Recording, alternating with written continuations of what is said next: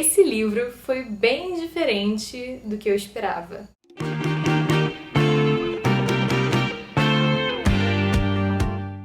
Olá, eu sou a Dora e hoje eu tô aqui pra falar de Os Testamentos, que é a continuação de O Conto da Aia. E foi só lendo esse livro que eu percebi que O Conto da Aia foi originalmente escrito há 35 anos atrás. E de 35 anos pra cá, muita coisa mudou.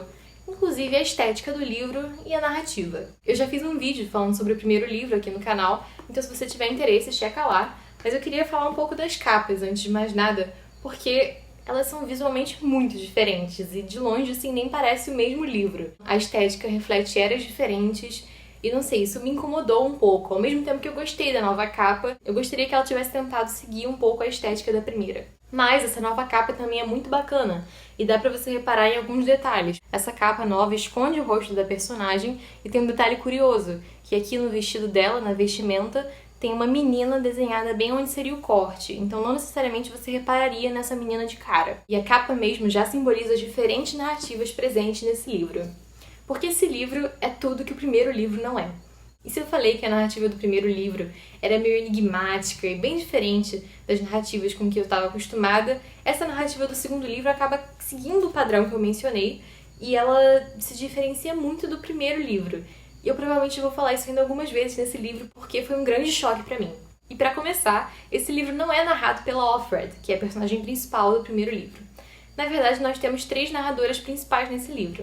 A tia Lídia, que já era mencionada no primeiro livro, que é meio que uma figura de grande respeito dentro de Gilead. A Agnes, que a princípio a gente não conhecia. E também a Daisy, que ainda não tinha entrado no nosso radar. Então, logo no início do livro, eu já tive uma sensação parecida que eu tive com o Festim dos Corvos em Game of Thrones, em que o George R. R. Martin simplesmente resolveu tirar toda a minha familiaridade com a narração e trocar completamente os narradores. Foi o que a Margaret Atwood fez nesse livro. E aí agora eu já vou avisar que teremos spoilers nesse vídeo. Então se você ainda não tá pronto para receber spoilers, guarda o vídeo na listinha de para assistir depois e depois volta aqui e tudo fica certo.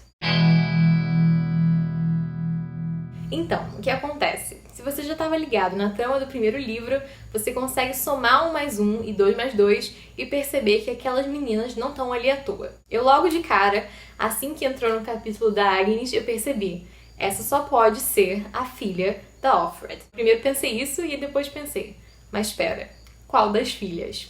E pela idade, eu automaticamente pensei que teria que ser a filha mais velha dela, que cresceu em Gilead. E depois, o aparecimento da Daisy me confundiu um pouco, porque a idade dela me despistou. Mas aí depois eu fiquei, cara, não é possível, a Offred teve 2 filhas e a autora não vai ser boba de não conectar essa trama no segundo livro.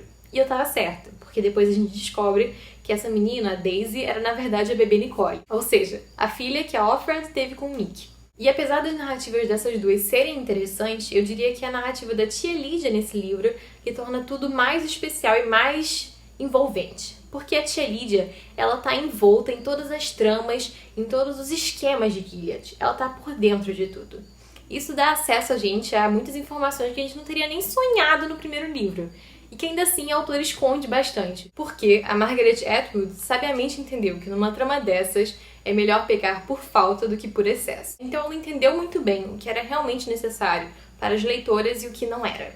Ainda assim eu fico com gostinho de quero mais, assim, eu queria saber direito o que aconteceu da Offred, como foi a fuga dela, como tudo aconteceu, como ela começou a trabalhar pro Mayday. Mas né, não vai acontecer dessa vez. Realmente, talvez seja até melhor que não aconteça, porque nesse livro ela conseguiu finalizar o livro muito bem. E é mais ou menos na metade desse livro que você percebe que o tempo narrativo é bem diferente daquele do primeiro livro. Porque primeiro você fica muito envolvido na vida da Agnes e da tia Lídia, ainda meio distante, e só depois você vai entender como as 3 tramas se juntam. É quando a Agnes vira uma tia e a bebê Nicole começa a entrar infiltrada como agente do Mayday. Isso já se passaram acho que quase 10 anos desde que a Agnes começou a ser uma tia iniciante, então as coisas finalmente se juntam e é aí que tudo fica muito interessante. Diferente do primeiro livro, as narrativas desse livro são sempre muito bem demarcadas. Então, por exemplo, a narrativa da tia Lídia sempre é marcada por essa caneta esferográfica. E aí quando chega na narrativa da Nicole, tem sempre esse íconezinho de uma menina de rabo de cavalo, com cabelo à mostra, coisa que já não seria possível para as aias em Gilead, demarcando que a narrativa é dela. Na narrativa da Agnes temos a tia aqui, que na verdade parece mais a roupa da Aia, mas tudo bem, tem esse íconezinho marcando. Nesse livro tá tudo sempre bem entregue pra você. E a autora, no final do livro, ela até fala que ela fez esse livro para saciar as dúvidas dos fãs que leram e aguardaram e queriam saber como que Gilead ia cair, como que iam fazer para derrubar Gilead.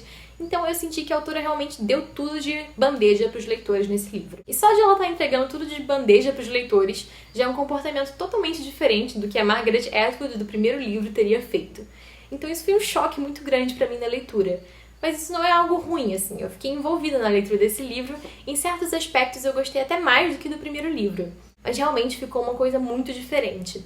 E eu acho que se ela tivesse escrito esse livro no mesmo embalo que ela escreveu o outro, ou seja, 35 anos atrás, com certeza a narrativa teria sido um pouco mais parecida e mais condizente com a escrita dela. Esse livro com certeza foi afetado pelos quase 40 anos de diferença na escrita dela e mudanças no mundo e tudo mais. E até pelo mundo tá do jeito que tá hoje, eu acho que ela soube muito bem que era importante falar também de algo caindo. Mãe, o forninho caiu! A Giovana se pendurou ali no forninho e caiu. Não entendi. Esse livro parece muito mais uma aventura do que o primeiro livro. O primeiro livro é um pesadelo. E é um pesadelo sem saída. Então é você vendo um experimento social e vendo uma coisa que é horrível e que não tem jeito e que ao mesmo tempo é diferente, parecido com tudo que a gente conhece. E nesse livro são elas tentando escapar e mudar esse mundo ao redor delas. Então ele acaba ficando muito mais parecido com outros livros de gêneros distópicos que existem por aí. Até por essas demarcações na narrativa que eu falei.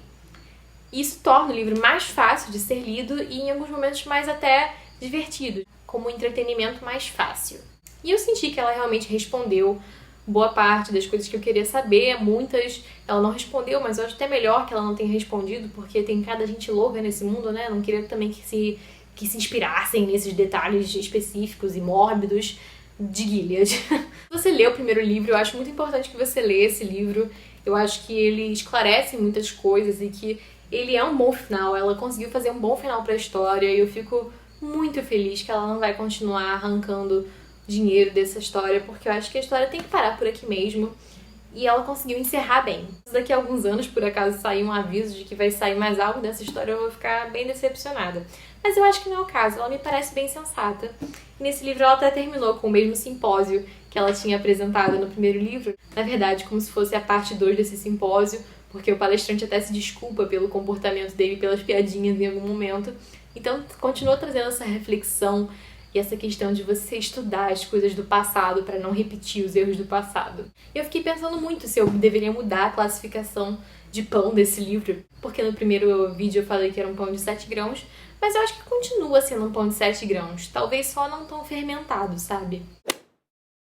É isso, se você gostou do vídeo, se você gostou de Os Testamentos ou de Conto da Águia no geral, comenta aqui, me fala se eu devo assistir a série, porque eu ainda não assisti, tenho um pouco de medo de ver essas coisas visualmente.